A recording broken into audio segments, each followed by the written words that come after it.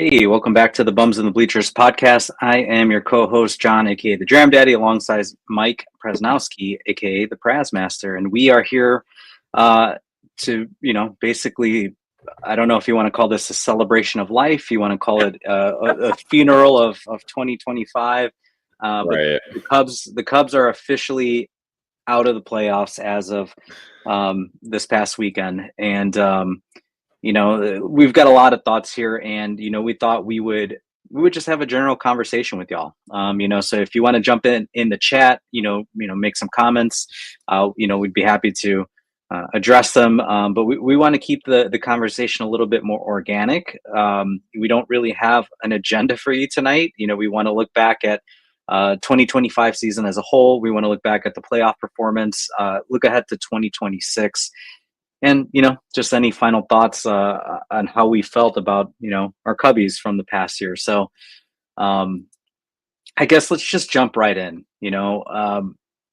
Cubs obviously exited the playoffs to the hands of their rival up north. The Milwaukee Brewers, which is I think it's really, I think it's a good thing. It's cool to see the rivalry continue to it get better. It feels like an actual rivalry now, and I think that when you play each other in the playoffs, and now you're starting to have these playoff matches, it's only going to just intensify, right? I don't know if you saw it after the Brewers had beaten the Cubs, they were raising the L flag. Yeah. I don't know if you caught that. That made my blood boil watching that, but it's one of those things that's like good for the rivalry ultimately. Yeah, I was just going to say that. I wasn't a fan of it. I thought it was a little bit classless, but I also agree that I think that it is something that is only going to intensify it. I mean, even just thinking about like the Cubs Cardinals rivalry, and a lot of people will say that is probably one of the best, if not the best, rivalry in baseball outside of like Yankees Red Sox. But there hadn't been a lot of playoff matchups between the two, right? I think 2015 was the one and only time they faced each other in the playoffs, and yeah, as far as I can remember. Yeah, I mean, and you had some other seasons too there where they were battling it out late in the season for a playoff spot. Like 03 comes to mind, and then you move to like 07 and 08. But as far as like the Cubs playing their rivals in the playoffs, it was really just 2015 for the Cardinals, and then the series now with Brewers. Yeah. So, I think it's one of those things where you're starting to see this rivalry actually become a little bit less friendly, a little bit more aggressive, I guess you can say. I think you had typically seen, for the longest time, we called it Wrigley North when you go up to play Milwaukee. And you're starting to see that level where it is more 50-50. And even when you come to Wrigley, it has become more 50-50. Yeah. You got a bunch of Brewers fans chirping, referring to Wrigley as like AmFam South or Miller Park South, and it's like, don't do that shit. That will never ever be the case. You will never be the majority at Wrigley Field. No, and don't embarrass yourself by outing your shitty name of the ballpark. Like Wrigley's historic. Let's get real here. Mm-hmm. But obviously, the Cubs they won their wild card round 2-1 to the hands of the Padres, and then ultimately fell in 5 games after falling back 0-2 to Milwaukee. So they did show some fight. They won both. Yeah. They actually were 5-0 at home in the playoffs.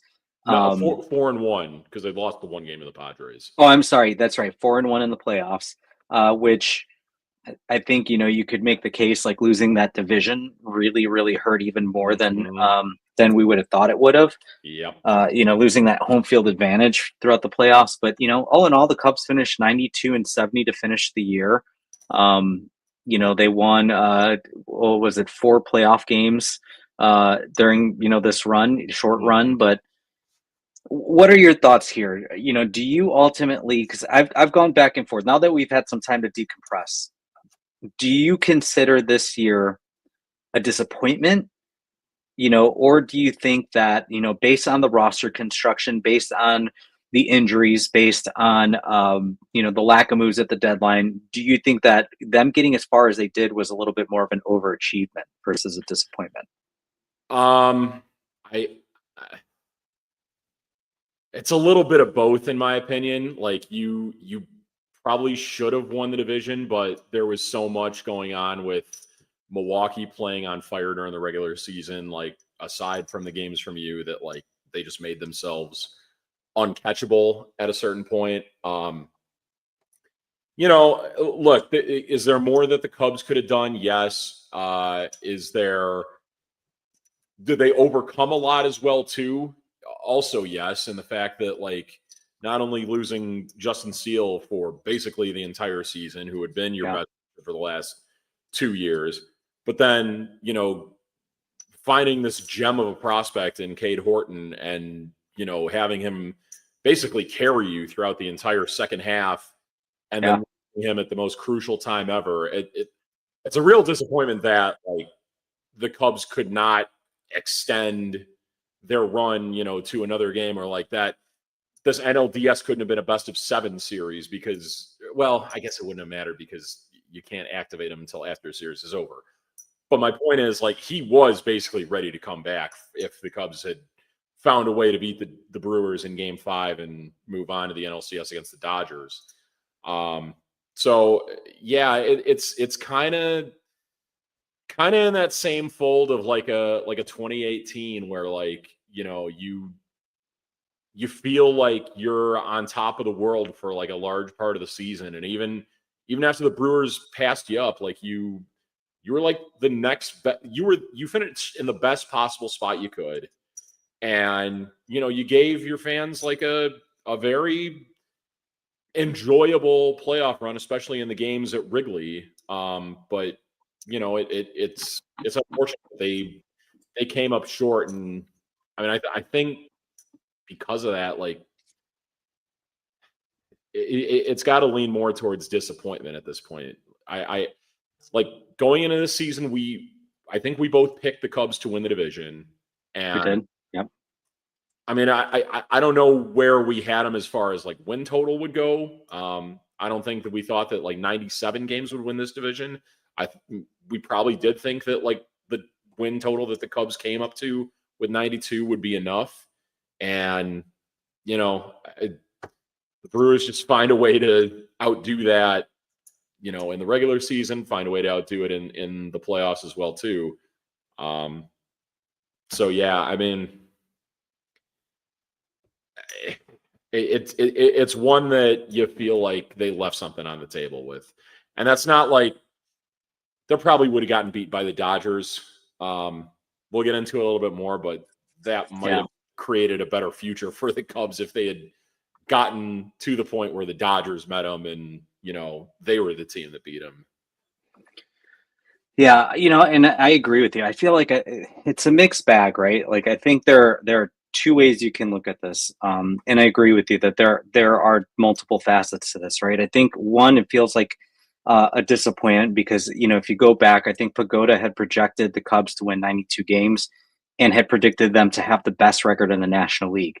Now, in the first half of that year, they did. They did have the best record in the National League, and they ended up hitting 92 wins. Right. Now, Pagoda, I want to say, also projected the Brewers to finish right around 84 wins.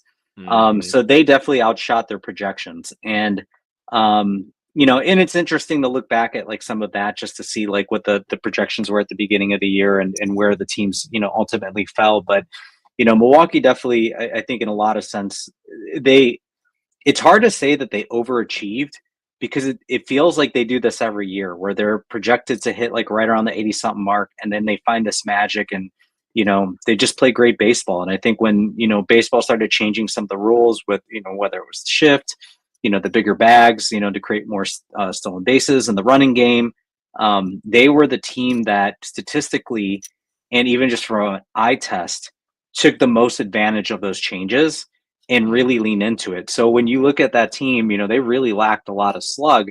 And the way that they won baseball games was they nickeled and dimed you to death, and then they had good pitching, which is what they typically do. Right.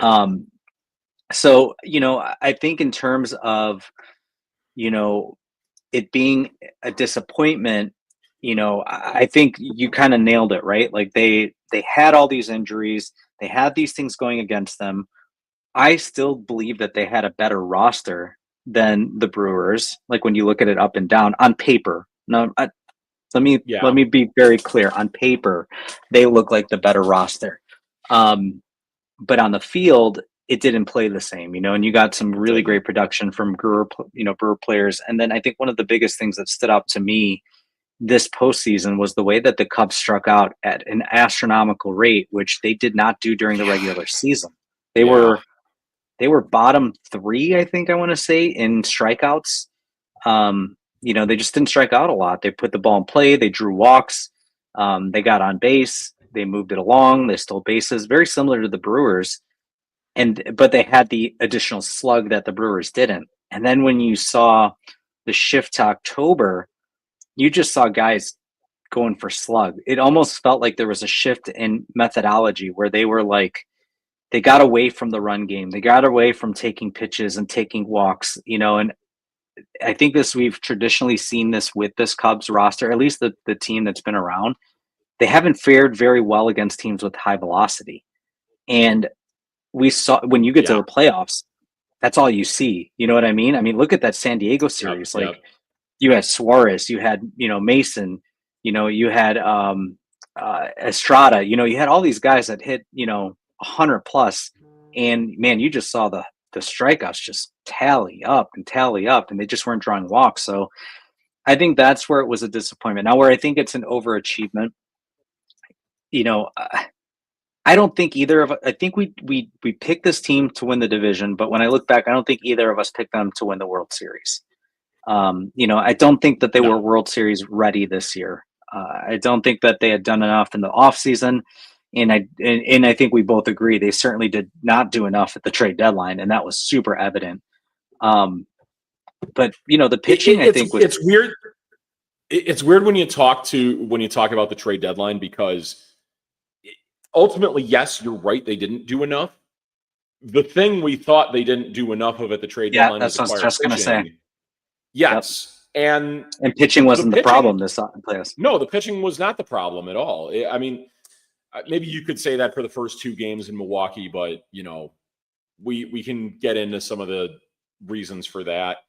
But I mean, yeah, if you look at where they ranked from the trade deadline through the end of the season, they were one of the top ERA teams in all of baseball. If you Hmm. look at The bullpen was one of the best. the bullpen was one of the best. Yep, exactly. A huge shout out to Brad Keller, who became like a great. Well, had one shaky game in the Padres series, but outside of Yeah. that, was a stalwart of that bullpen. Yep. But if you look at in the playoffs so far right now, of the four teams remaining plus the Cubs rank number 2 of the four remaining teams. It's not like the pitching was what really did them in that badly. It was more so the hitting. Yeah. Which I think brings me back to the disappointment factor, right? Where you don't get many years like this, where, especially the way the Cubs build rosters, and I think we're going to get into this a little bit later in the show, but specifically with the way that Ricketts and Jed build rosters, you don't. Every season's not guaranteed. You don't know if they're going to get to the playoffs every year. You don't know the years that Milwaukee's going to catapult and win like 20 in a row. You don't know the years that St. Louis may come back, or maybe the Reds take a giant jump next year. With everything that they're going, and they got a little bit of taste and sniff of the playoffs. So you can't take those chances for granted. And when you have one of the better bullpens in baseball, you have one of the best defenses in baseball. Their starting pitching was, it was okay. It was solid enough, I think, and I think especially in the playoffs, you don't lean into starting pitching as much. Your starters maybe go 4 and then you hand it over to the bullpen. Right. But I think it was a disappointment in terms of the trade deadline, where it's like, I think what hurt them by not making any moves is, I think it was a confidence factor, to be honest with you, where I think you saw team members just salivating, hoping that Jed would make a move to just say hey, we're pushing some chips in, and maybe not all of our chips, but we're pushing some in because we do feel like this is a team that could go deep, which when you have a good rotation, you have a stellar bullpen, you have a stellar defense, you draw walks, you steal bases. I mean, you have a chance to win every single playoff game, no matter who you're playing. You've got a chance. So I think their lack of movement at the trade deadline, Yeah. I think it took the air out of that team, to be honest with you. And I think when you started seeing that downslide in the second half, that was a big part, to be honest. That, in my opinion, that was a big part. And I don't know that to be factual. I'm not in the clubhouse, but I do think that there were some players that had felt like and were vocal about thinking that they would have done more. I think you hit the nail right on the head. If you look at like their roster in terms of like, the main core of position players that they had 6 guys, and I believe it was Bush, Nico, Dansby Swanson, Hap, PCA, and Seiya Suzuki. Those 6 guys all played 150 games or more. And at for in the case of Seiya and PCA and a little bit Bush, but it was different with Bush because like it was a different role for him. Like he got moved from the middle order to the top of the order, leading off a lot of games. Those guys like kind of hit a wall like right around the All-Star break, and like Seiya in particular, he went from basically right near the All-Star break until like that last week of the season in the last like homestand where he went off against the Mets and the Cardinals with like 1 home run and hit like right around 200. To me, like I feel what happened was like a lot of these guys just kind of burned out, and they didn't really get much adequate production from their bench, and it wasn't necessarily the best built bench either. I mean, it's hard to really build a bench these days when the type of guys you ideally would want would maybe be looked at by some lesser teams as starters. I mean, we had in recent years we had a guy in Mike Talkman here who was probably one of the best bench bats in baseball that found his way into a starting role with the White Sox. And it's unfortunate, but like you don't get to just keep a guy like that for a long term, and then that puts more pressure on the guys who get off to hot starts that it's hard for them to sustain that when you're basically forcing them into playing like all 9 innings of every game. Yeah. I think that's a good point, and I think you're right. It is hard to build a bench in baseball, but I think there are a couple moves that like, I think we've talked about it at length here. Justin Turner, like he held up an entire spot just being like a coach, a player coach is basically what he turned out to be, right? You didn't get very, much production from him. We didn't even see Willie Castro in the playoffs, like he didn't even sniff. Got into a couple games, but only really as like a late inning defensive replacement. Yeah. But I mean, it's like, what I'm saying is like, you're not getting like, and I get it. I know you're going to ride your horses when it matters the most. Like you are going to start your starters, but I think throughout the year, I mean, you make a really good point. You've got that many players that are playing 150 games plus, like not a lot of days off that they're getting, and that's fine. They're getting paid to play the game, but I think like at a point, like, you're going to get some burnout, and I think you're going to get some guys that are over swinging, and they're trying to make up for their fatigue and all that, and call it what it is. I mean, they didn't do a good enough job building a roster to be sustainable in the playoffs, beyond what they got, and I think that's where, like I said, it feels like a mix of overachievement and disappointment, because again, I'm disappointed that I really thought if they would have beat Milwaukee, I think they would have beat the Brewers. I mean, I'm sorry, if they would have beat Milwaukee, they would have beaten the Dodgers. I thought they matched up. I thought they matched up better against the Dodgers than they did Milwaukee. Now I don't know how healthy the Dodgers pitching is starting to get now. Maybe they are starting to hit their stride, and if that's the Yeah, case, and they caught them on a bad turn, then maybe not. right. And you got to think back to like when the Cubs played the Dodgers because it was very early in the season. We did not get to see like the full slate of them. Like the only guy that is currently in the rotation right now that was in the rotation then was Yoshinobu Yamamoto. Yeah, Right now you got Shohei Snell, Ohtani and Tyler Glasnow and Blake Glass now. Snell. Yeah, Yeah. How about Blake Snell last night, by the way, with the yeah, eight hits and or 8 innings and only 1 hit allowed. But yeah, I mean, could have had him. you could have had him. I don't know, like how. I don't know how they would have managed like not having him for a solid like 5 months, but yeah, could have had him. They did it without Steele. True. Yeah, yeah, you So, make a good point.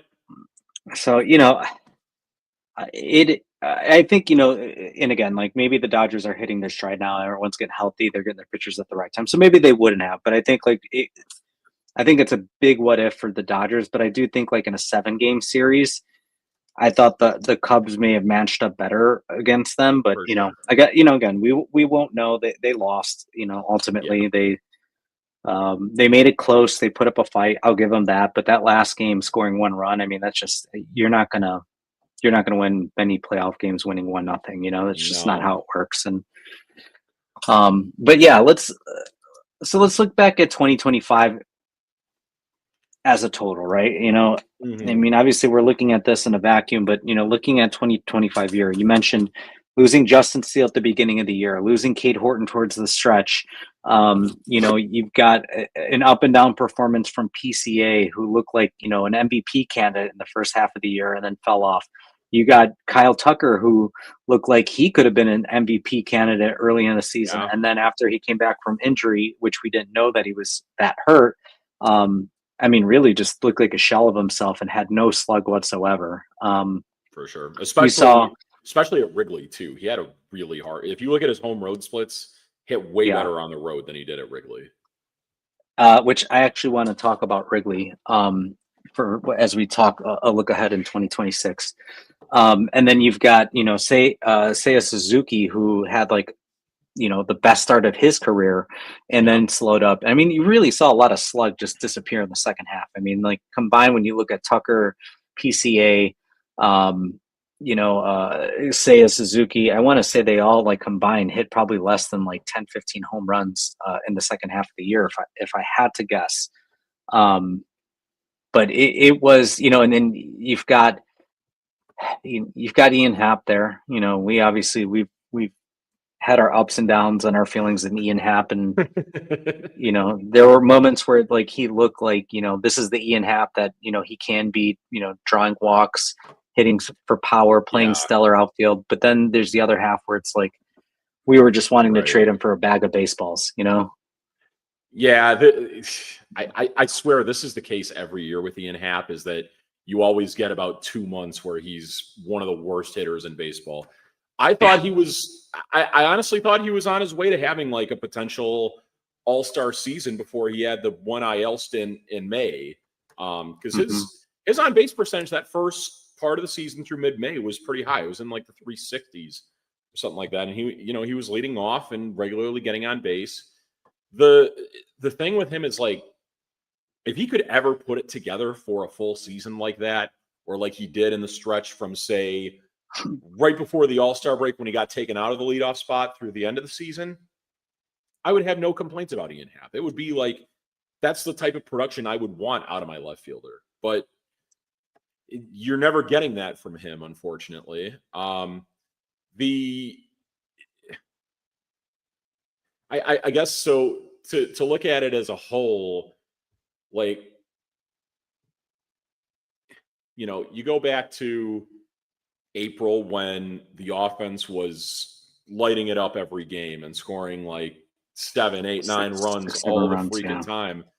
And and remember too that the Cubs started off with what we thought was going to be a really tough schedule too, in Hmm. that they face like the Rangers and the Dodgers and the Padres and the Phillies right off the bat and Yeah. the Diamondbacks both here and in Arizona.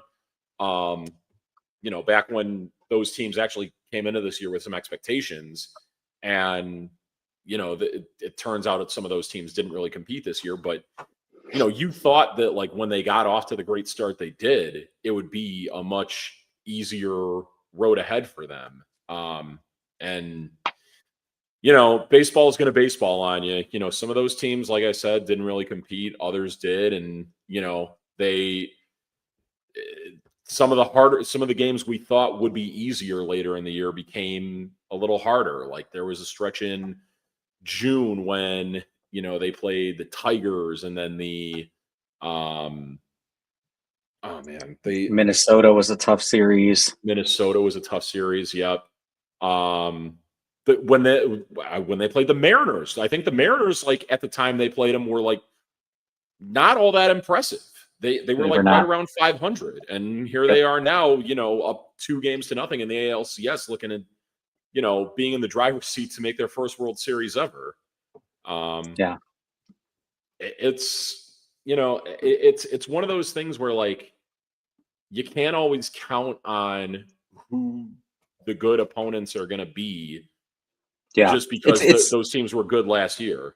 Yeah, it's also baseball is the sport. I think you see it the most where it's not who you play, it's when you play them, right? Like I think you see that more times than not in baseball than any other sport, because they think like there's just so many games, you know what I mean? Like where I think football, like you could have a really good week and look like the best team in football, and then the following week, like your execution sucks and you look like the worst team, and you can flip flop back and forth. Like with football, I think more, where baseball, like it's a game of streaks. Like you can have 10-game win streaks, 10-game losing streaks really easy in baseball, and then it's what you do in the middle, right? And I think that's what happens with baseball the most. It's like your first 20 games of the year, 30 games of the year, your last 20, 30 games of the year, but the ones that matter the most are what you do in the middle, right? So it was, man, that beginning of the year really felt like this team was special. Like they were destined to go really far in the playoffs. And I think a lot of us felt that, where it's like, wow, this may be a really special year. And then you saw the injuries kind of take their tolls a little bit. And then, like I said, the production really kind of like fell off. And some of that, I think, like, I wanted to talk about Wrigley Field specifically, because this is like the third or fourth year now that this continues to play like a pitcher's park, where when you hit the summer months, you're expecting the ball to fly out of the park. Instead, it's get pushed down a lot, and you're seeing, less and less production from guys like, especially from left-handed hitters. I think we saw that with Cody Bellinger, the 2 years that he was here. His power numbers were way better on the road than they were at Wrigley Field. Kyle Tucker, I think, is another representation. And part of that, I know he was hurt. I know like there definitely was that hand injury that was lingering. And, people were saying that his mechanics changed a bit because he was overcompensating to adjust for the hand injury. And, he was beat up throughout the year. I mean, he was just playing beat up throughout all of this year for the most part. But you're seeing that left-handed hitter production go down. And I'd be curious, I should have looked at it before the show, like what Ian Happ splits look like when he batted right versus left at Wrigley. I mean, you would have to take a deep dive there, but right.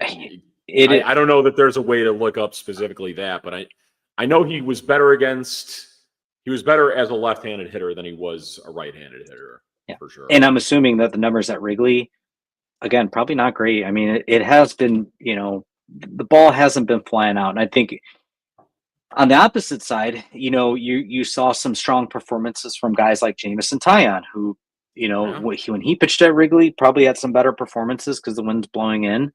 I think Seiya's home run numbers, when the wind was blowing in, obviously were down. When it was blowing out or he was on the road, those numbers were up.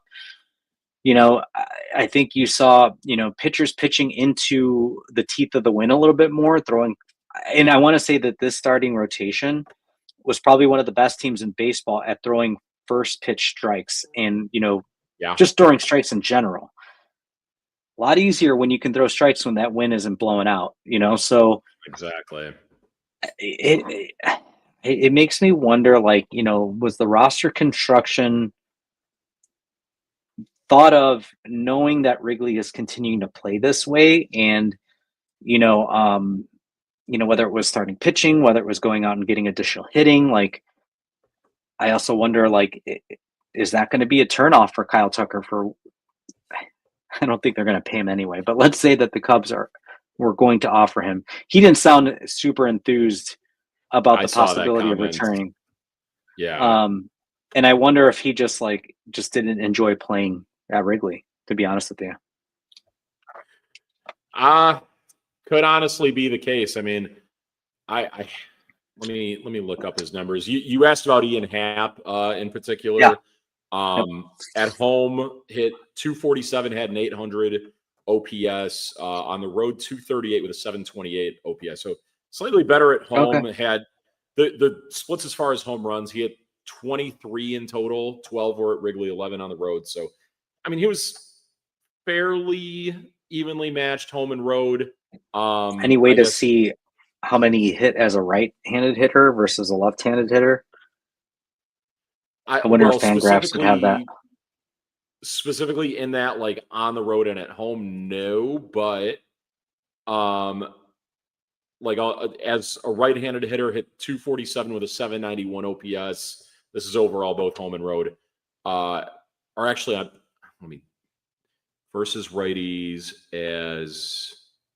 versus righties as a left-handed hitter. Okay, so yeah, as a left-handed hitter, 246 with a 791 OPS, 18 home runs for him.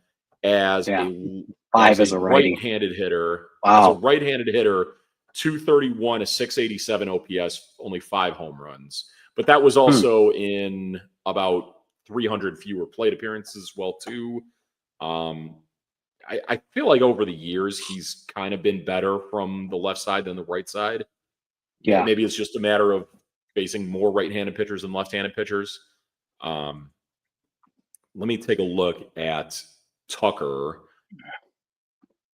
because I know like the home road splits with him were crazy disproportionate. Like he had a batting average somewhere in the 230s and an OPS somewhere in the 730s. Or here we go. So at home for Kyle Tucker this year, 236 average, a 747 OPS.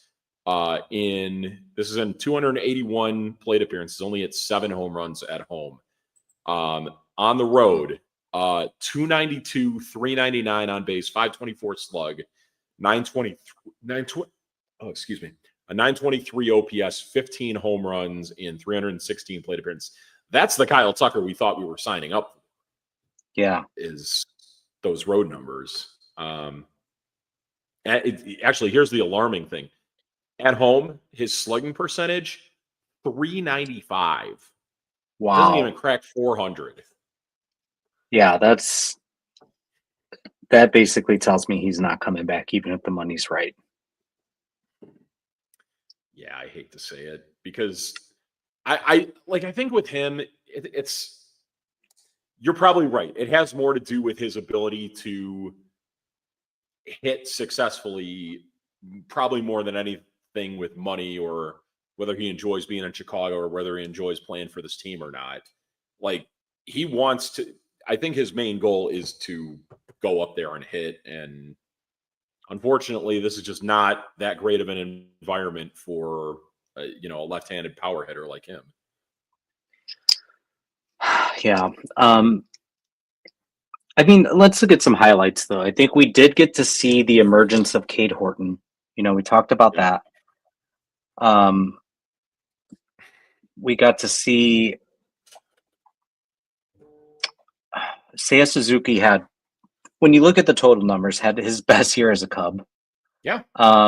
I think you got to see Jamison Tyon had an up and down year. He finished strong. I think Matt Boyd was a big surprise for all of us, going, right. I think he pitched 170 some innings or something like that, which is more than I think you thought you were going to get from Matt Boyd when we signed him in the offseason.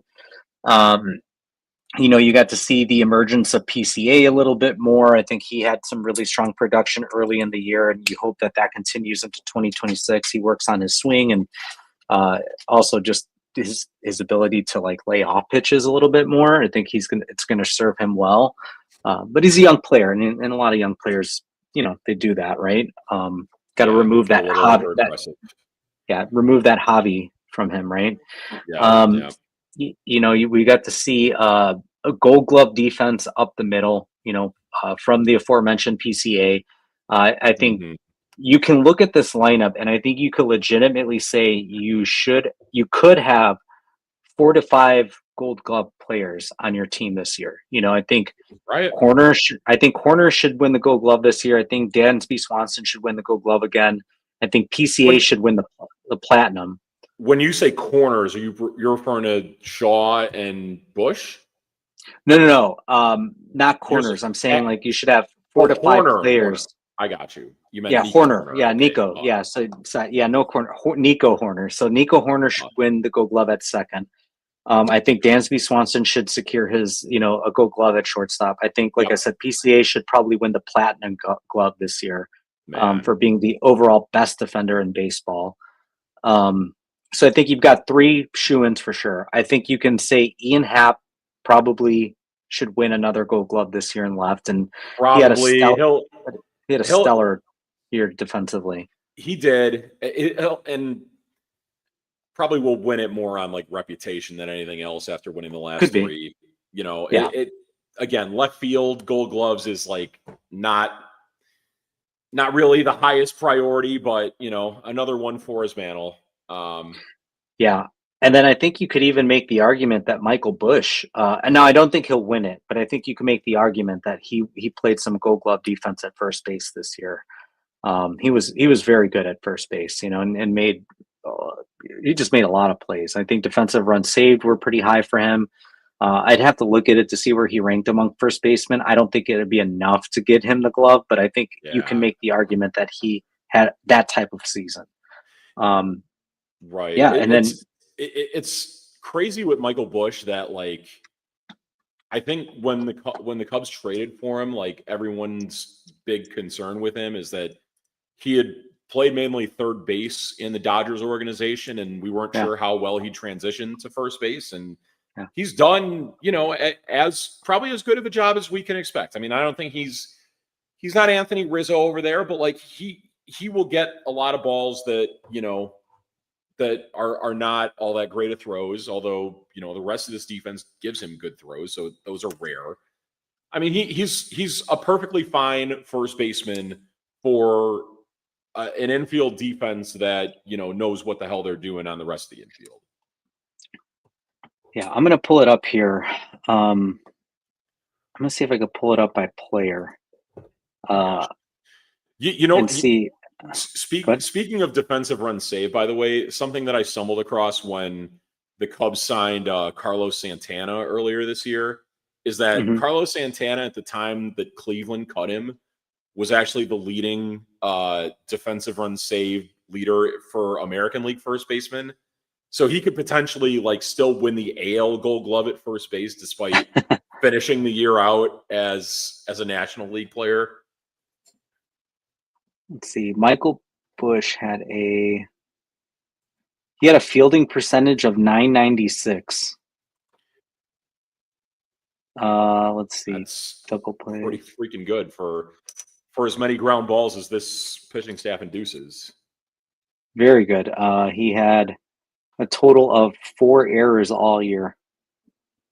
Yeah, that works. I mean, as far as like the advanced fielding stats goes, first basemen I feel like always don't get as much credit as they should because Yeah. I feel like the majority of the data that gets collected for that are like balls hit straight to them and not necessarily like the balls thrown to them that maybe might be hard to handle. But I I mean, think Bush does as good of a job as anyone. Yeah, I think you have. I mean, and the thing is, like, he's got guys in front of him. I think like Freddie Freeman is going to be somebody that most likely will Yeah. win it this year. Paul Goldschmidt had another good year defensively. I think Bryce Harper had a pretty good year defensively over it, making the switch to first base, which was really, Yeah. surprising there. You got guys like Matt Olson. It's interesting. So I think when you look at fielding percentage, Michael Bush was 6th in all of baseball. I forgot about Luis Urias. He's another guy who had a pretty good year Oh, playing really? first base. I'd never think of him as that good defensively. He had a 999 fielding percentage with only one error at first base this year. Now, I mean, not albeit bad, this is in 117 games, so he probably didn't okay. have enough games to Yeah. to overtake. And these days, fielding percentage isn't always the most accurate way to measure defense like that. True. Nico is probably, one of the best second basemen. Looking at shortstop, I think you've got. He was one of the best players in the National League period this year. If you look at like where he ranked in WAR, I want to say he finished among position players 5th in the National League in Baseball Reference WAR at 6.1. Yeah, that's pretty impressive. Actually, here I got the. I'm looking at Fielding Bible. They've got the defensive run saved. Let's see. Let's look at. Oh, this is surprising. I don't know if this is right, actually, because I'm looking at it. Pete Crow Armstrong only had 15. I thought he had more than that. As far as defensive run save goes? Total run saved, yeah. I don't know what measurements Fielding Bible uses. It's so hard to judge defense with like the advanced stats and everything. Baseball Savant probably looks a little bit more accurate. It says PCA had Savant, 21 fielding runs value. I want to say Baseball Savant had him as like a top tier, like among like the top 5 like fielders league wide. Yeah, number 4 in all of baseball. Nico was number 11. And then you had Carson Kelly was 87. Dansby Swanson was 88. And then you've got Ian Happ at 139. Kyle Tucker at 141, which that's surprising. Matt Shaw at 164 in his limited.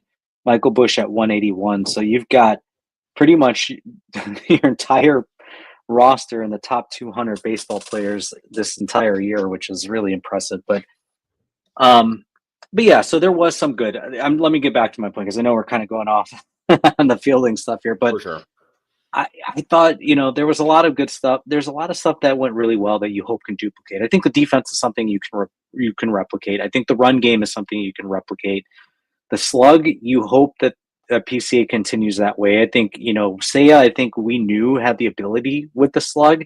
His problem was staying healthy, and he played 151 games this year. So, and even when he was in right field after Tucker, he played pretty decent defense too. He looked a little bit more of, I think, what we expected him to be as an outfielder when he came to Chicago from Japan. Yeah. Yeah. So, anything else you want to highlight before we move on and look at 2026? Because I feel like this is leading into that next portion of the conversation.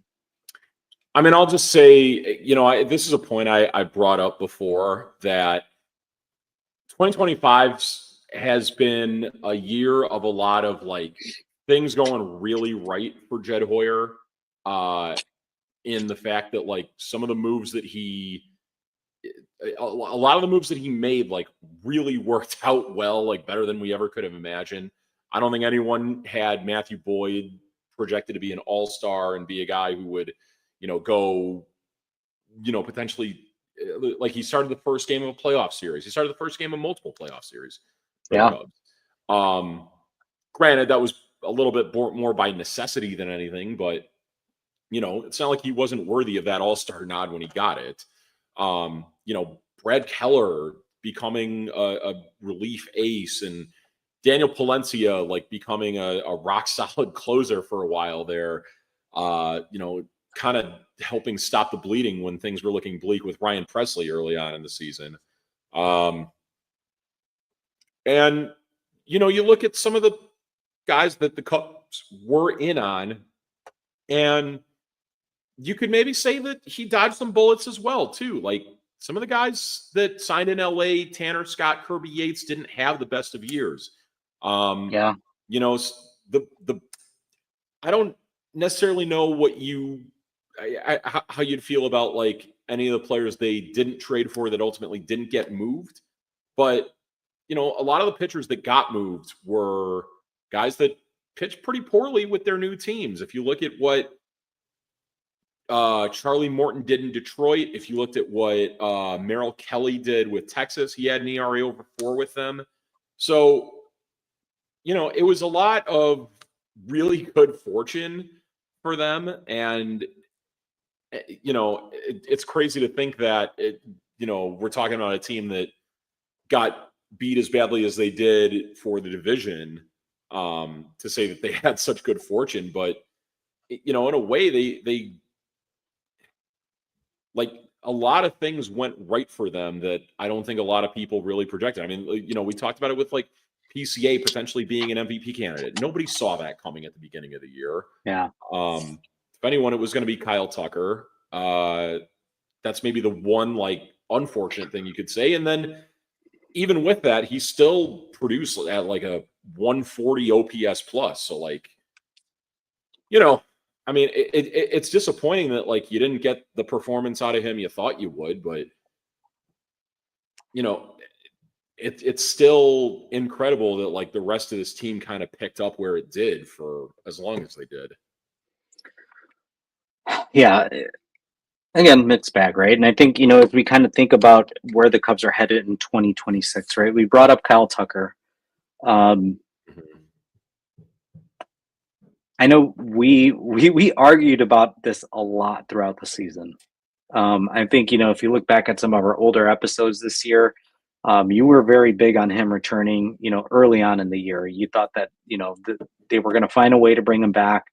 That they wouldn't have let him go. They wouldn't have traded for him if they didn't think they were going to be able to re-sign him. I was always on the side that this was a one and done, that they pushed some chips in, hoping that he can carry them into the playoffs. And he was the kind of bat that would carry the lineup. And, maybe had he been healthy, maybe he would have, and maybe he would have carried that lineup a little bit more than, I think when you saw his production fall, the rest of the roster's production fell as well. He was kind of the glue to that roster in the first half of the year. He was protection for PCA or Seiya Suzuki. He lengthened that lineup. He was the guy that, was going to take his walks, was going to hit for power, wasn't going to strike out a ton, put the ball in play. And it was kind of like, it felt like, when we looked at 2016 where Dexter Fowler, Joe Madden had the infamous, you go, we go. That really felt like that was Kyle Tucker throughout the beginning of that first half of the year. Like may not have had the gaudy numbers that PCA had early on or Seiya, like they, when those two were battling for the home run lead, in the 30s at that point of the season.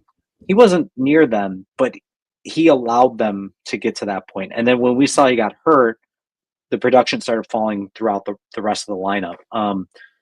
But again, I was always steadfast that there is no way that he was returning, and I remain very true to that thought process. I think obviously, you mentioned it, the incoming labor disagreement that's going to happen, and that's going to cause a lockout that I think everyone's anticipating.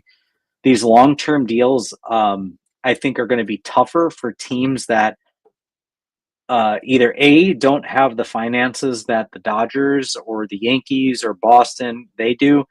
And two, I don't think you're going to see owners that are already hard pressed to give long-term deals be willing to give out long-term deals right now with the lockout upcoming. So I think it's going to be a small market for Kyle Tucker, to be honest with you. And I don't think he's going to lack teams that are interested. I think he's going to have, the Dodgers, he's going to have the Yankees.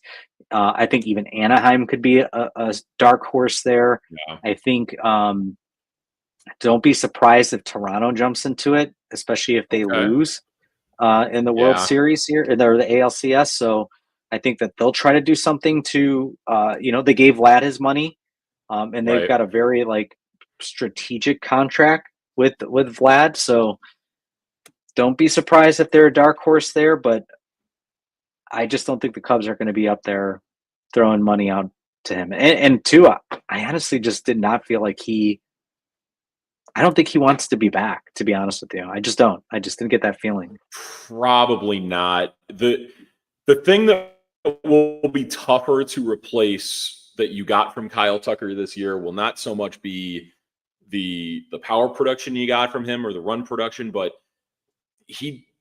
the one thing that stayed consistent with him this year is that he had a 377 on base percentage. I think that was fourth in the entire National League.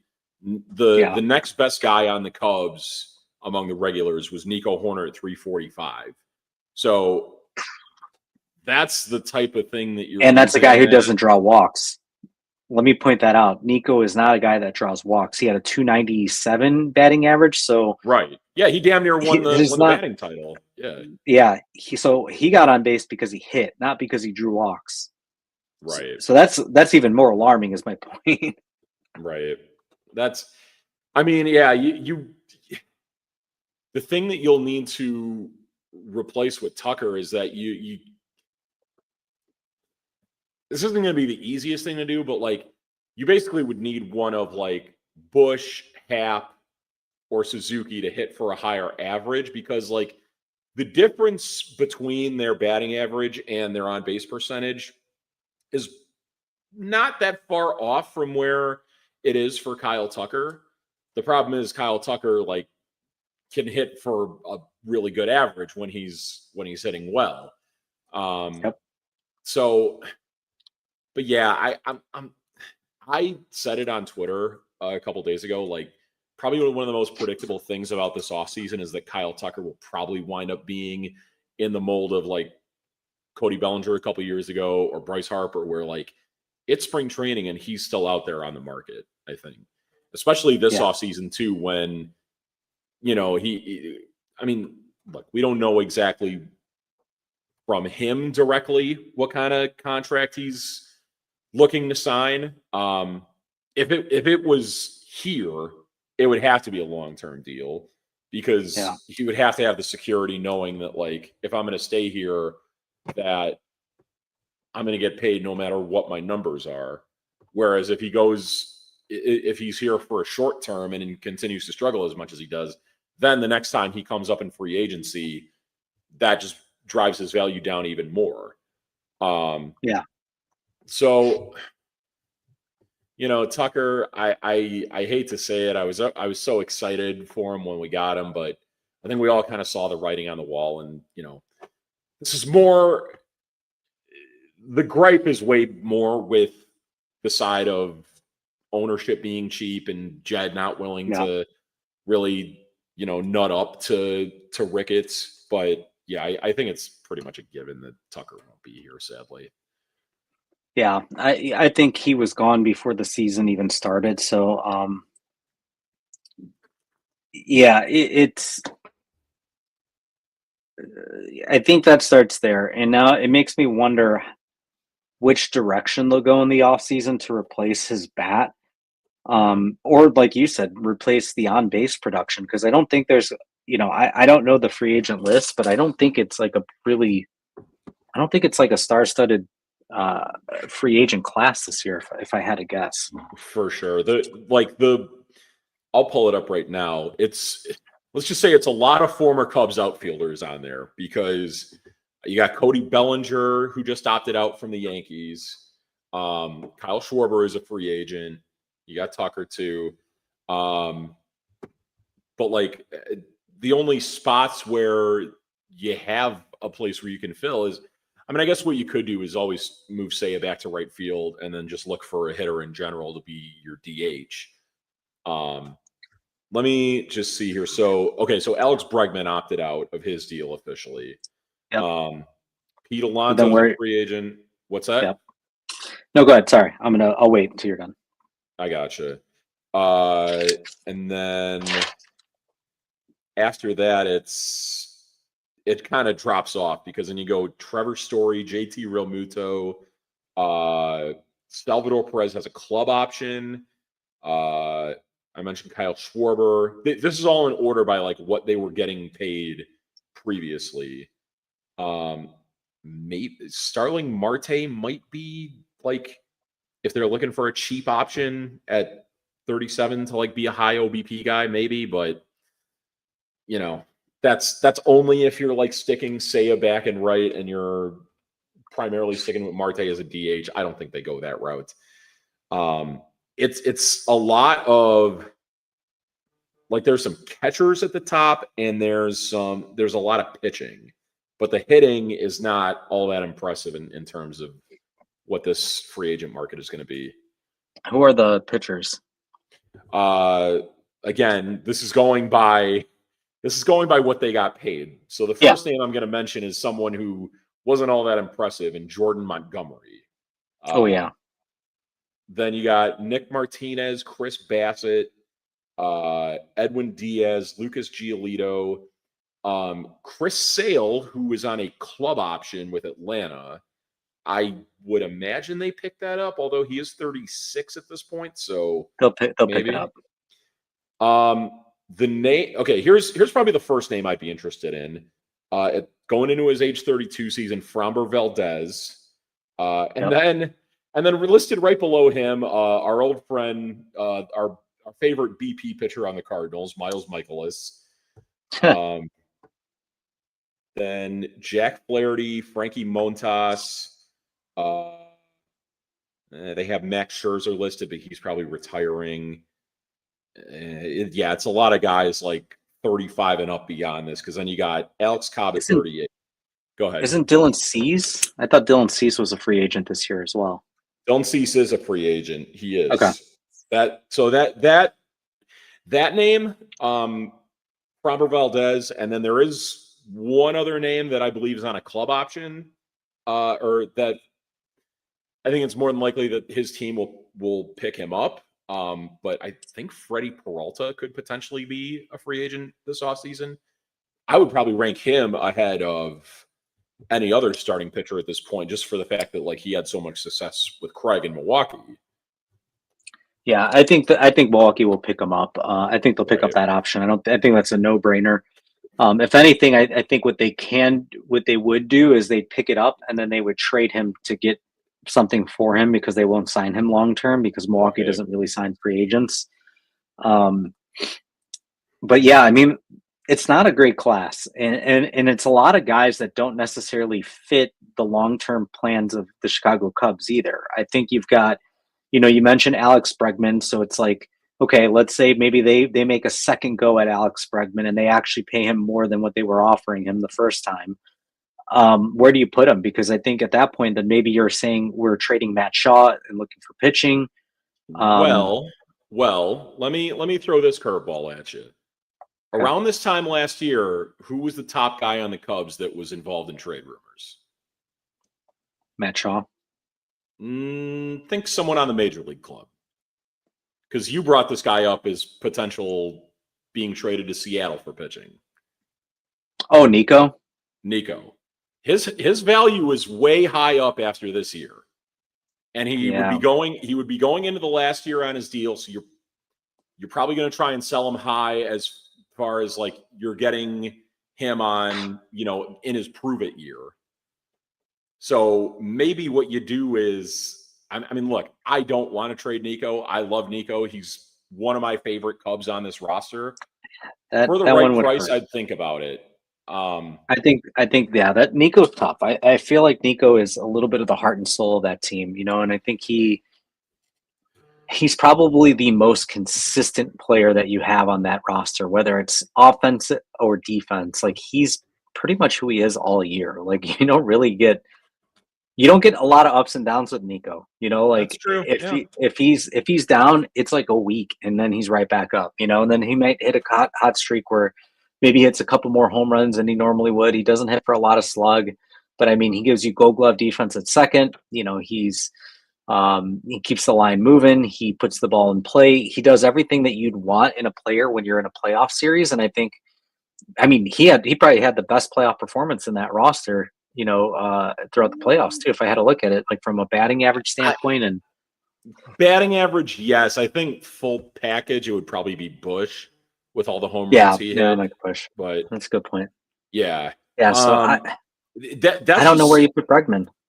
Well, that to me feels like you could potentially trade Nico, move Shaw to second, and then Bregman slots in at third.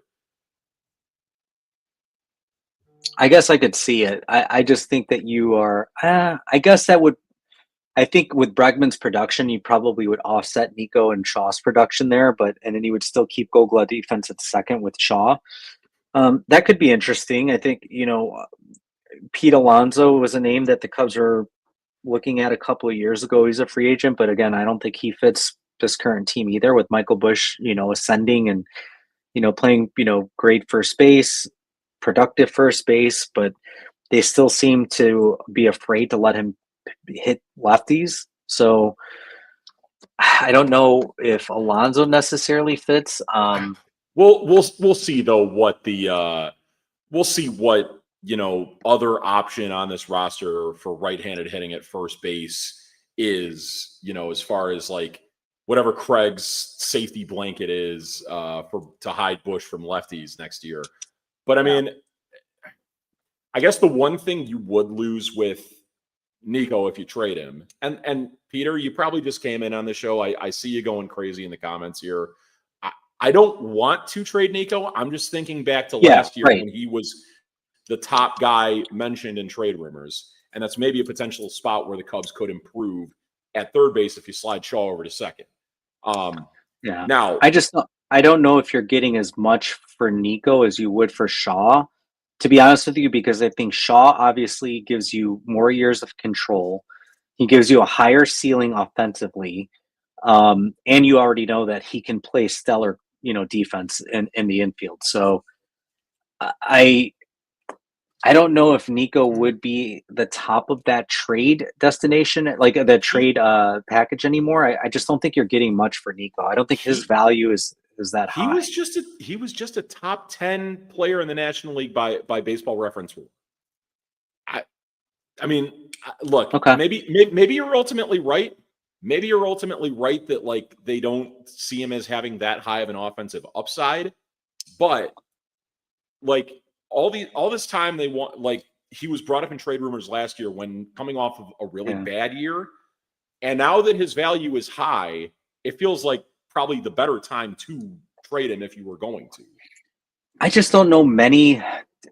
So when you're a team trading for a Nico Hoerner in a contract year, you are basically saying, I am a player short, or I need additional infield help to solidify my defense heading into the playoffs. And, I don't know many teams that are trading anything of value for a Gold Glove second baseman. I don't know if I see any team out there that matches up well that, I just don't know if any team would value him that high to say like we're a Nico Hoerner short of winning the World Series. And that's where I think you have to be if you're a team trading for Nico Hoerner in a contract year. And at that point, what are you trading? I mean, you're trading prospects, maybe some pitching prospects. I think the time to trade Nico would have been this past offseason when Seattle was looking for some infield help and had a plethora of pitching to choose from. So I think that window kind of closed for Nico. I guess, but dude, imagine he has that same season he had this year in Seattle, and how much we'd be hating that trade right now. I mean, let me actually just see where in like over the course of his career what he's done as far as BABIP goes, because like he hit 297 this year. He might have one other pretty high average year, but like he was right around like 270, 280 for like the last few years. Let me see. Standard batted ball. Where the hell is? Doesn't give me the BABIP. Come on, give me the BABIP. Here we go. So his BABIP this year was 313.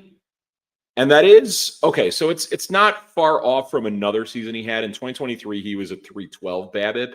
So it's not totally like this was just him heading into good luck this year. It's like he's actually had a similar season to this before. So I mean that would be like the idea behind trading Nico. Like another thing is like maybe you think this year was kind of a fluke with him.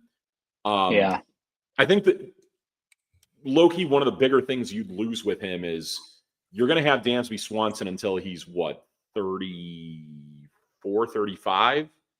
And maybe by that point, his skills had diminished a little bit where you think about switching Nico and Dansby. Yeah. Yeah. So let me ask you this, because I want to keep this conversation moving along, and then we can share our final thoughts. What do you think the Cubs do this offseason realistically? Realistically, it's probably another similar offseason to last season where they look to improve around the margins and try to find another Matthew Boyd and try to find another Brad Keller and another, I guess Drew Pomeranz wasn't acquired in the offseason, but, they're going to be having a lot of the bullpen fall off the payroll. And some of those guys might be retiring after this year in Pomeranz and Thielbar. So, you're going to have to replace those pieces. I do think one guy who had a great year for the Cubs, or at least a great first half for the Cubs, was Carson Kelly. And he hit way above his career averages this year. I think he's due for a huge, huge regression next year. Yep. It's going to feel a lot like Yan Gomes. Right, exactly. Now, this feels like a trade that could make sense. That Jed Hoyer would maybe be thinking of. The Baltimore Orioles just gave a contract extension to a catching prospect of theirs named Samuel Basayo. They signed him to one of those Atlanta Braves deals where it's buying out his arbitration years. They have him for a long time after this. And what I think the Cubs should do, Jimmy, thank you for tuning in, buddy. Enjoyed that one game I watched with you against the Mets. What I think the Cubs should consider doing is reach out to Baltimore, see if they want to move Adley Rutschman. That way, you can have Carson Kelly go back to the backup role as catcher, which he was originally supposed to be to start this year. It was really supposed to be Miguel Amaya that was starting. Now, with Miguel Amaya, his time may be cut short here. But at least with Adley Rutschman, you get a starting caliber catcher who in the past, is coming off a down year, but in the past has been one of the best players at his positions offensively. I feel like that's a good protection for Kelly regression and kind of building your way back to replacing what Kyle Tucker's replacement or production was.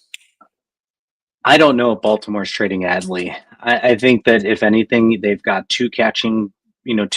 They could move one to first or one to DH.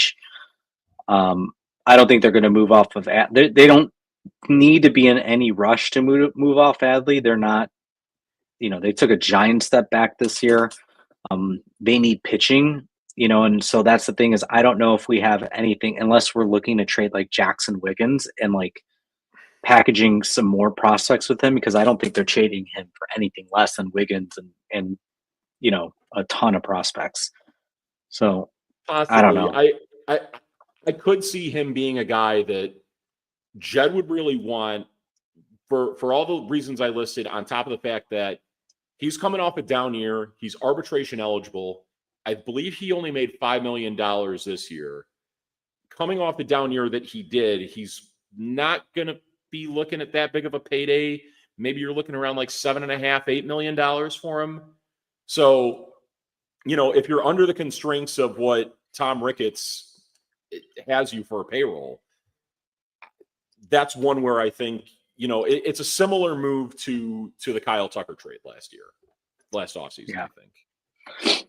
That'll be interesting. I would be a fan of it. I think it would make a lot of sense. And I think, Adley is due for a rebound year here. And, but I'm with you, and this is leading into my final thoughts here.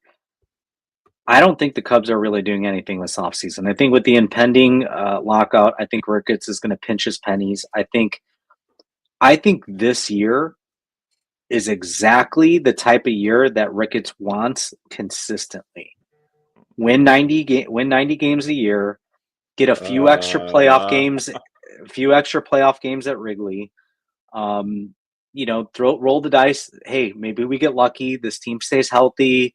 They hit at the right time. They hit their stride, and then they go all the way.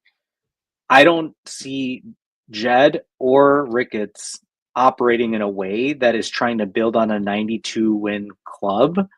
I see them more so trying to maintain a 92 win club. So I don't think that they're going to look at this as like, oh, the window is wide open. Let's throw all our chips in. And we heard Jed even say, like, he didn't make all these trades in the offseason, or he didn't like make trades in the deadline because he didn't feel like basically that this was the team to go all the way yet. Like they hadn't, that they're not where they were in 2016 is, I guess, the way I should word it. He didn't have the same feeling that this was the 2015 ascending into the 2016 year. Yeah. But my point is, I don't think we're ever going to see a 2015 team again, like a team like that is ascending into that, because I don't think that they are going to build a roster or draft well enough to do that. I don't see it. Like they have a lot of prospects that I think, you can say, hey, they got one of the top, prospect pools in all of baseball, but there's no like Chris Bryant in there. There's no Kyle Schwarber, there's nobody in there that is like, oh my God, this guy is a for sure thing and will be a staple in the middle of our lineup for the next 10 years. There's nobody in there that you feel that way. There are a lot of nice players. PCA figures some things out, maybe. Shaw figures Well, some things yeah, out, maybe. Sure. I think PCA probably more so than Shaw. I think Shaw is basically Nico with a little more power. I think that's what Shaw, his ceiling That's not a is bad more. thing to have.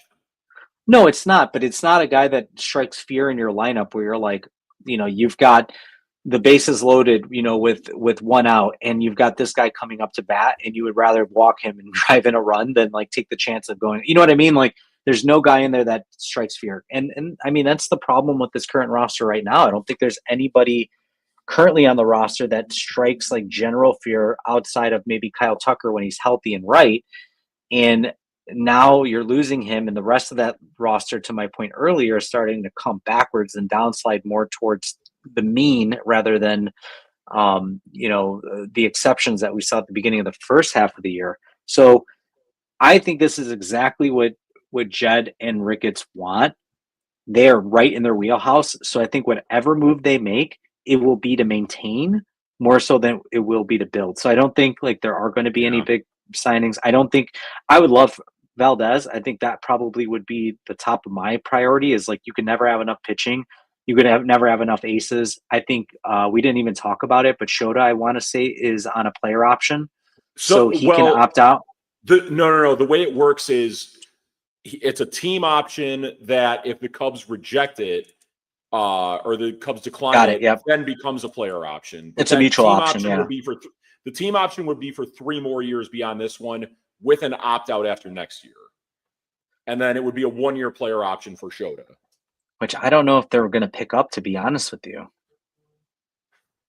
I don't think it's a guarantee that they pick. I don't think it's a guarantee that it gets picked up, to be honest with you. I think they might let Shota walk. But do they see? This is where the whole like Ricketts budgetary constraint comes into it.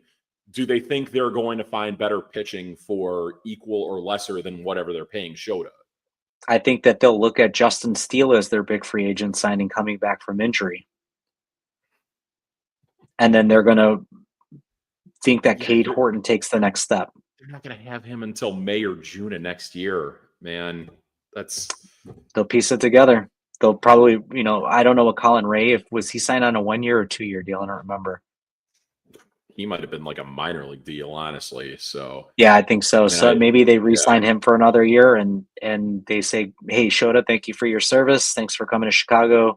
We loved you singing in the shower, but hey, you're getting older. You no longer have the deception that you once did. You don't have the velocity to overcome major league pitching with the way that you've been, giving up home runs." And I think with the fact that they have the opt out after next year, I think they'll take the chance on him. I think they'll take the chance on him because I don't think it's a guarantee. I'm saying don't be surprised. Don't be surprised. For sure. But I see your point. I agree with you. I'd still say I'd still say it's probably about a 75% chance that he's a Cub next year in some fashion. Wow. Okay. I don't know if Okay. how that will be, but yeah. Okay. Quick point that you made, by the way, nobody on the Cubs striking fear into opposing pitchers. The team leader in intentional walks on the Cubs this year was Kyle Tucker with 7. The rest of the team combined had, let me just do some quick math here. 4, 5, 6, 7, 8, 9. The rest of the team combined had 9 intentional walks. And the next highest was Bush with 2, Happ with 2. So, yeah. Yeah. So, yeah, I just think that, I think I called it too. I don't know if I said it on a show or a podcast that we've done an episode, but I think I've talked to you privately. Don't be surprised if the Cubs miss the playoffs next year. Possibly, but I mean, if the goal is to maintain 92 wins, again, you can never you never know what the Brewers have in store next year. I think the Brewers are going to brew. And you never know what since it takes a jump, I think. Well, I mean, I guess the other thing you consider with the Brewers is you never know what this deep playoff run might motivate them to start doing. They might start acting like not a big market, but a bigger market team than they have in the past. Could be, yeah. For sure. One quick note to add too. Did you happen to see that in San Diego they let he actually, I think, resigned from the position. Mike Schilt. He retired. He retired. Yeah, he retired. Yeah. And one of the guys in the mix for that job is Cubs bench coach Ryan Flaherty.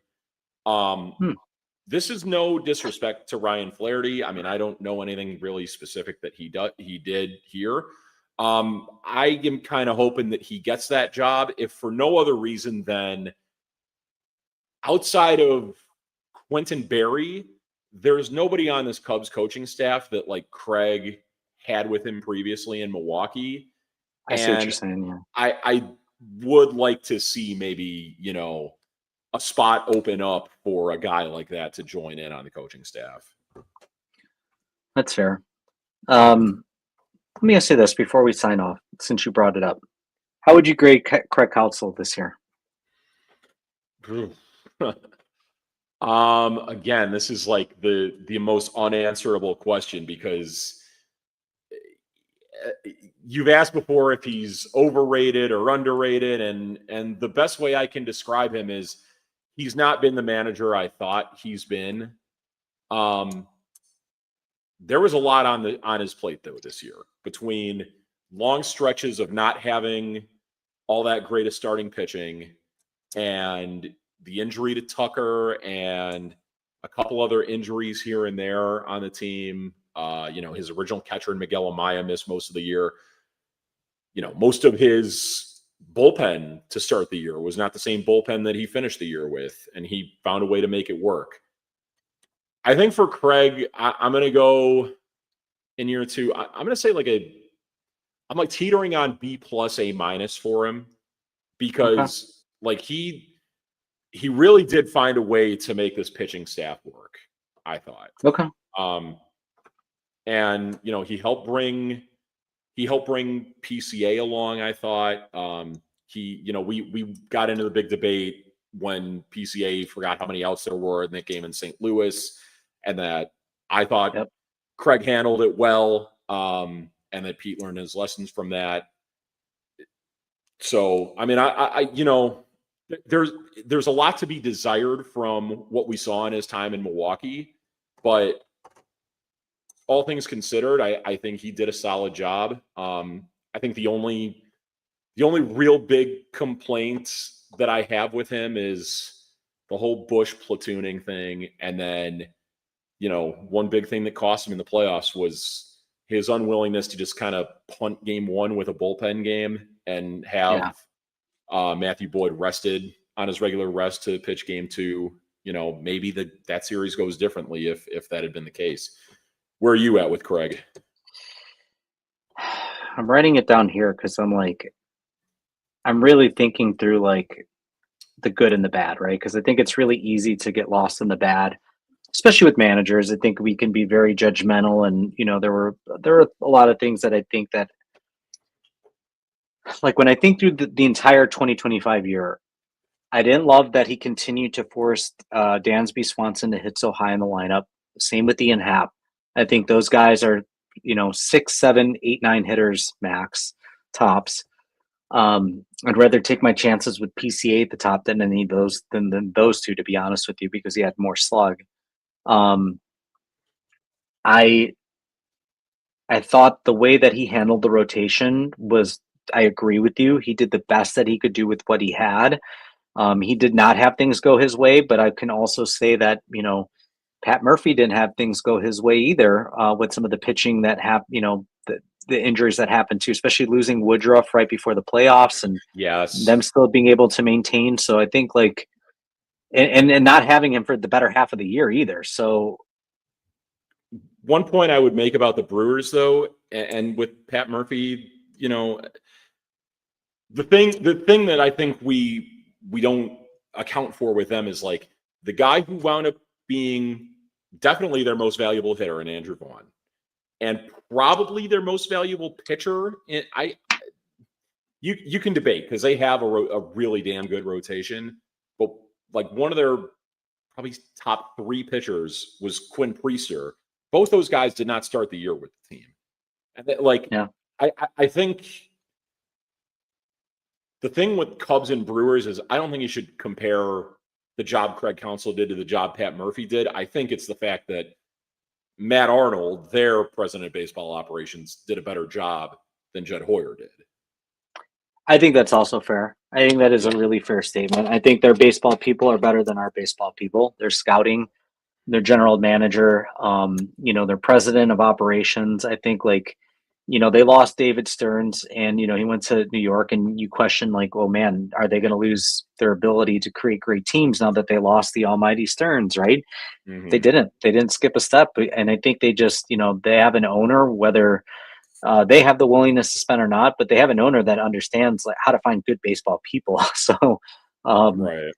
I don't, Ricketts, I think, did a great job finding, and not necessarily finding, because, we knew what Theo was, but I think he did a good job of luring Theo over. And then, after Theo left, I still don't know how good Jed is, to be honest. And I can't tell if it's because it's Jed or because if it's Theo, and regardless, like, if you want to operate like a small market team and you don't want to spend like a big market team, then you better be damn sure that your people, your president of baseball operations, your general manager, your scouting department, you better be damn sure that they are the best in the business.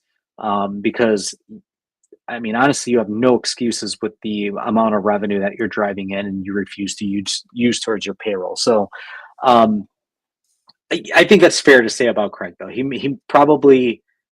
I almost wonder if he was lured here on false pretenses as well. Like, I'm sure he's not crying because he's making $8 million a year and is now the second highest paid.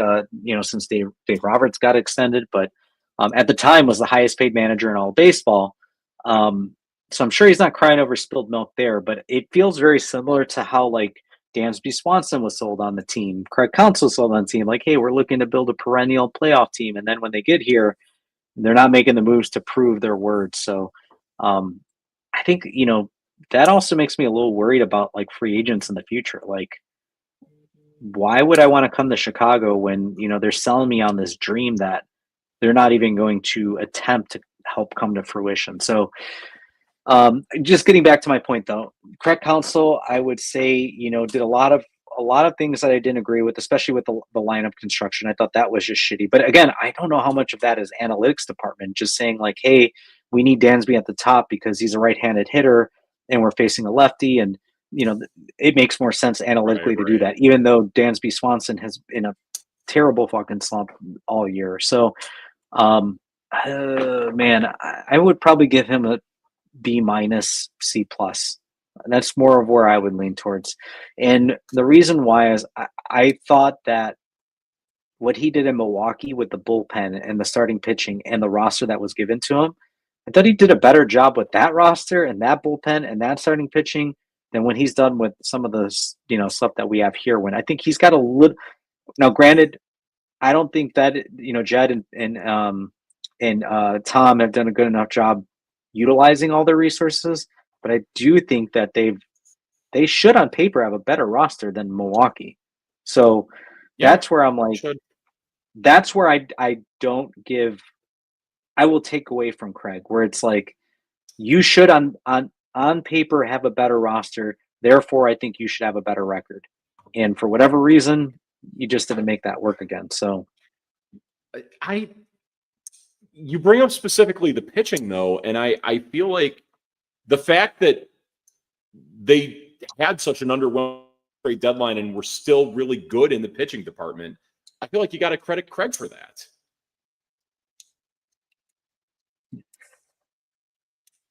Yeah. And that's why I would go B minus C plus and not give him a complete C.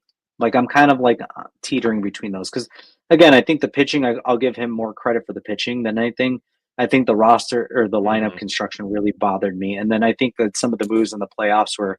I think he made some good moves in the playoffs too, but I think there were a couple that really stood out to me. Where leaving Brad Keller in a little bit too long when he was starting to get a little wild. I think starting Matthew Boyd on short rest when he's pitched the most amount of innings that he has since 2017. So yeah, there's a couple things there too. But all right, any other final thoughts about 2025 heading into 2026? Wrap up because we're going to be hibernating, right? Unless there's some big breaking news that like we did last year when they. When they traded for Kyle Tucker. Let's maybe try and shoot for like a post World Series podcast, or like maybe after Jed speaks to the media or something like that. I guess just final thoughts, and this has nothing to do with really their performance on the team, but like let's say this, like regardless of where they finished, it felt amazing to have playoff Wrigley back. It felt amazing. Especially to be there in the game they clinched against the Padres. That was one of the best environments I've ever been in. If I could just speak on that game for a few minutes, that was like one of the most. It was like an out of body experience because if you remember that game, everything was like going right for the Cubs in that game. And yet they only led 2-0 for most of it until Bush hit that home run in the 7th that put him up 3-0. Yep. But I kept thinking the entire time, like there was so much going right for the Cubs. It almost felt scary. Like when is the other shoe going to drop in this game? Damn near almost did in the 9th inning with Brad Keller's shakiness and a very fortunate call on a strike 3 to Xander Bogaerts. But I mean, luckily everything played out well in that series, and we at least got one well-deserved celebration in at the end of that series. Let me pick your brain on one thing that happened in that game on the final out. Like, were you watching it live for the last game against the Padres? That one I was. Yep. Okay. Now, from where I was watching, I was in the upper deck, right to the third base side of the broadcast booth.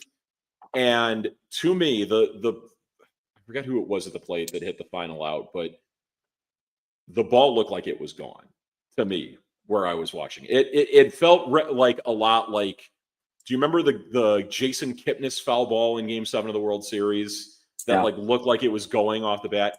Did you have that same fear too at all? Or? I didn't. I mean, obviously, anytime the ball goes in the air, you have that concern. But from the sound of it, it didn't sound like he got all of it. And as soon as I saw PCA kind of like position, I was like, oh, he's got it. He wasn't really running back; he was kind of running to settle. Yeah. So I think just watching it from my vantage point, like from at home, it looked like he was ready to camp under it. So that was like. I didn't feel as like nervous as soon as he hit it and it got in the air. Like as soon as I saw PCA camp, I was like, "Oh, this is it. This is game." So, that was I mean, it was. I think you're right, man. It was good to have playoff baseball back. I missed it. It had been so long for us. Wrigley is electric in October. We know Yep. that. You've been to playoff games. You know, my last playoff game was uh, 2016 when they won the pennant, and that was very Nice. similar out of body experience. I've never felt that stadium shake, like physically shake. But like when people say, "Man, the stadium is rocking," like it's not a Yeah. metaphor. Like that stadium legitimately rocks. It sways, it moves. It's wild. I mean, it is absolutely like. I will say that, man, that is probably one of the best life experiences I've ever had. Has been at a playoff Cubs game, a Cubs playoff game. Just in life, just experiencing something like that, and the togetherness of people, and I don't think anybody like. I always, man, it's like in 2016, if you remember, uh, that was the year that the world really kind of felt like it fell apart. And I don't know if you saw it, people were equating that to the Cubs winning the World Series. Um, that the Cubs should never have won the World Series, and when they did, they Mm-hmm. broke the space and broke the Yeah. space and time continuum. Um, but I will say that 2016 was the year that the country felt incredibly divided, like the start of it all, right? Like just feeling really divided, a lot of like arguments over politics or anything, everything, right? Yeah. That moment, it's like everything went out the window. It was euphoric, like it was everybody felt like that was like the Garden of Eden. It was Mm-hmm. happy. There was nobody like pissed off, nobody fighting, everyone hugging each other, hugging Right. strangers, crying into each other's arms. Like there's nothing like a playoff game at Wrigley. I will just say that there is nothing that I've ever experienced in life that is like that. So 100% nailed it, Mike. It was great to have it back. I wish we could have more of it. My fear is that next year we won't. Um, and that would make me very sad as a Cubs fan and angry. But I guess we'll see. Maybe I'm just leaning into my pessimism more, and maybe Jed surprises me and goes out and signs Kyle Tucker to a big deal, and maybe he goes out and says, you know what, screw it, let's go get Valdez on top of it, and let's go push our chips in. But Yeah. until they can, prove it to me, though. Right. Yeah. All right, Fair point to I've, fair point to it. Yep. all right, I've got nothing left tonight, but it's been my pleasure, Mike. Being your Oh, partner on this absolutely. show. I love talking baseball with you. And it for everyone watching, like we've started this podcast. I think this is year 3 now, right? Yep. Our second full year because we started Right. 3 years ago. We finished towards the back half of the year, but yeah, I feel like we talk very consistently throughout the season. We check in on each other's thoughts throughout the games. Exactly. We're able to really just like uh, I think just air grievances, celebrate together, send memes, share jokes. But it's been a fun year. I will say that it's been a fun year, doing this cast with you. It's the first time we've seen a playoff team in our time. So Yeah. um, let's hope it continues because I feel like I would love to do shows with you in October and into late October. Absolutely. Wish this could have went a little longer. Wish, we could have been talking about, I mean, game would actually we would actually be doing a pregame show right now if this was game 2, because game would I probably know. be starting around 9 o'clock in LA if it had been Yep. the case. But you know, um, hey, here's to potentially, another run at this in 2026. And, either way, looking forward to talking Cubs with you, John, and, in front of all our fine people who watch us every week. So, a huge thanks to them. If you're on Twitter, follow me, Praz Master, follow John, underscore the underscore dram underscore daddy underscore. Follow the show, Bums in the Bleachers. Follow me on Blue Sky at Praz. We'll update you as the season goes on, as far as future shows go. Yep. And we'll kind of chime in here and there when there's relevant Cubs news. So, a very heartfelt thank you for everyone who tuned in. If it was just this Yes. year or Thank all you 3 all. years we've been on. Yeah, thank you very much. Yeah, definitely. And well said. We got to appreciate the people listening to us just bitch and moan and celebrate Right. our favorite team. And, we share that feeling with all of you. So we Right. appreciate you tuning in. We appreciate all the comments, everything. And even though they're always an L of the week for you, shout out to the Chicago Sports Bums for having a Cubs representative in us to help spray to all fields in Chicago in their sports talk. Yeah, absolutely. Yeah, big shout out to them too. And I know we said before we sign off, I want to say one last thing. Um, I know we weren't going to do flying the W's, taking the L's, but I did want to give myself just a quick W before we end the season. The Bears are 2-0 since I bought these. I'm gonna Yes. throw that out there. So our There we Bears go. are 2-0. But yeah, let's hopefully we're get to celebrate some good football wins now that baseball's over. Definitely. All right. Well, thanks for tuning in, everyone. We appreciate you, and stay tuned for some more updates on when we'll be back. But we're always going to take a little bit of a break here with the Cubs being out of the playoffs and try to enjoy some playoff baseball without having a heart attack, maybe. So, Right. more low stakes for us these days. But For sure. yeah, thank you again. Appreciate y'all.